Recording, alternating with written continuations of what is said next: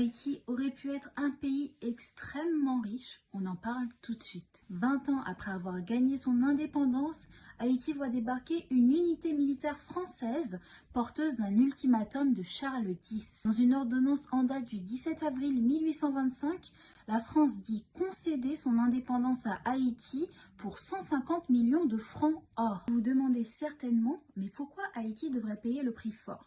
Eh bien, en fait, pour les anciens colons, il faut qu'ils soient dédommagés, d'abord pour cette indépendance, mais aussi pour l'assurance des échanges commerciaux privilégiés en faveur de la France. Les Haïtiens sont visiblement choqués, et avec raison, puisqu'en fait, ils sont indépendants depuis le 1er janvier 1804.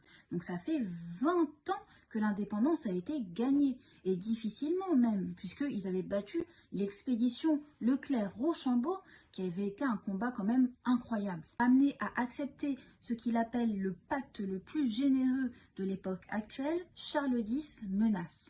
Alors, il explique que si Haïti refuse, elle sera traitée en ennemie de la France. La France exige que l'indemnité soit payée en 5 tranches de 30 millions chacune, donc 30 millions pendant 5 ans. Ne pouvant pas payer, la France oblige Haïti à souscrire à un emprunt pour rembourser la première somme. À ce fardeau s'ajoutent les intérêts, mais aussi les commissions des banquiers français. Selon le célèbre historien haïtien Beaubrun-Ardouin, en fait, ce versement représente 6 fois le revenu du pays cette année-là. En 1837, une seconde flotte arrive à Port-au-Prince et est bien décidée à faire payer toute sa dette à Haïti. Finalement, la France se décide à faire baisser la dette d'Haïti, passant de 150 millions à 90 millions.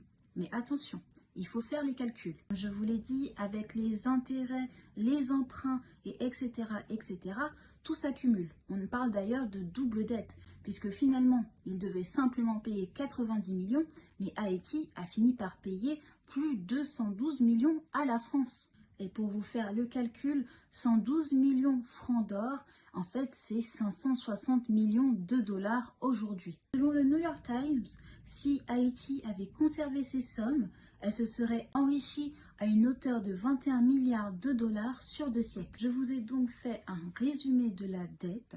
Alors, qu'est-ce que vous en pensez? N'hésitez pas à le dire en commentaire.